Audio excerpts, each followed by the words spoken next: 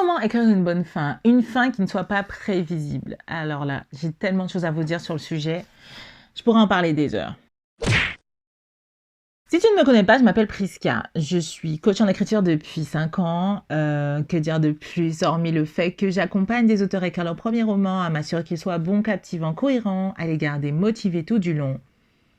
Et voilà. Je t'invite à t'abonner à cette chaîne si tu as envie d'en savoir plus, si tu as envie d'avoir plus de vidéos du genre, si ça te dit, en fait, c'est tout. Alors, comment écrire une bonne fin?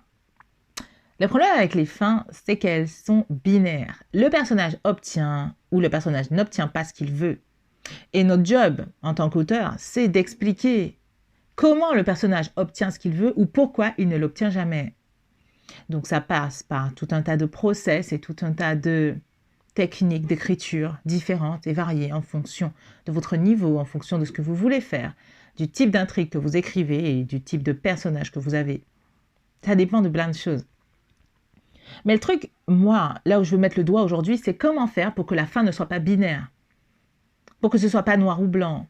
En gros, le personnage veut gagner un match de basket, il taffe beaucoup, il gagne, il taffe pas assez, il perd. C'est une histoire qui n'a même pas commencé, mais qui est déjà morte dans l'œuf, parce que personne n'a envie de lire une histoire comme ça.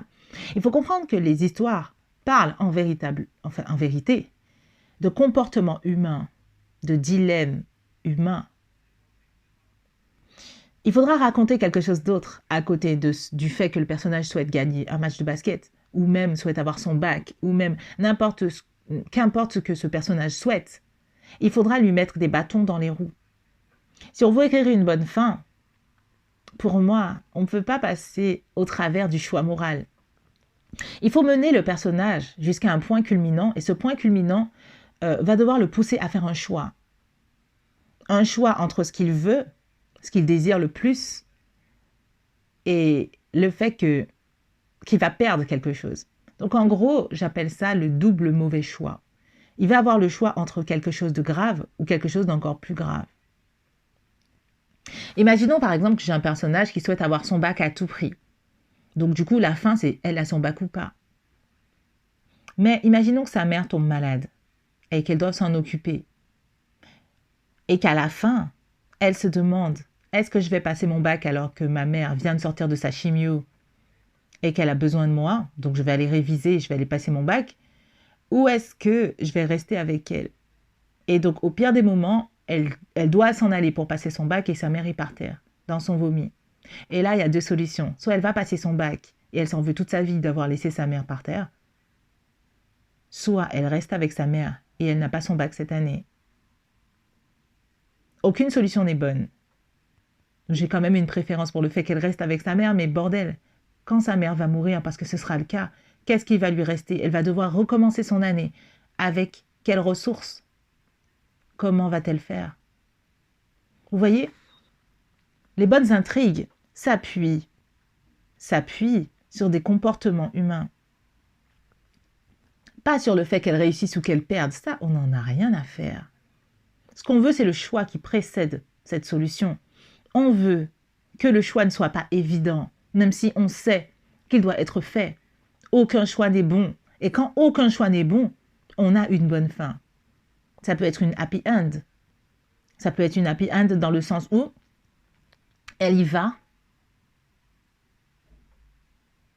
elle reste avec sa mère parce qu'elle fait le choix du cœur et sa mère meurt dans les 3 jours. Elle explique à ses profs et peut-être qu'on l'aidera à passer son bac de façon différente l'année d'après, tout en travaillant, et qu'elle se rende compte qu'en fait, ce dont elle avait le plus peur était moins grave qu'elle pensait.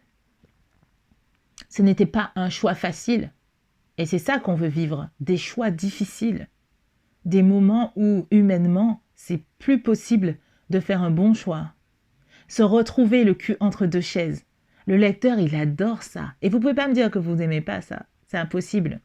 À chaque fois qu'une histoire fonctionne bien, il y a toujours une question de choix moral. Je peux vous citer tout un tas d'histoires qui en parlent. Des choix moraux. Breaking Bad, Servante écarlate, Game of Thrones, Buffy contre les vampires. Il y a énormément d'histoires qui ont impacté le téléspectateur et le lecteur, qui ont encore des traces aujourd'hui, de personnes qui disent « Putain, cette histoire, elle était juste géniale ». Juste grâce à un comportement humain, au fait que la fin ne soit pas juste binaire, elle a son bac ou pas. Il y a quelque chose, une charge émotionnelle dessus. Et cette charge, c'est à vous de la mettre en place. Pour écrire une bonne fin, il faut d'emblée mettre le personnage dans une situation inextricable, une situation où il n'y aura pas de bon choix. C'est ce qu'ils ont fait dans Game of Thrones. Malheureusement, la fin est nulle, mais c'est quand même ce choix qu'a dû faire Jon Snow. Et j'en passe et des meilleurs pour les autres personnages. Il n'y a pas de bon choix dans la vraie vie. Pourquoi ce serait le cas pour nos personnages?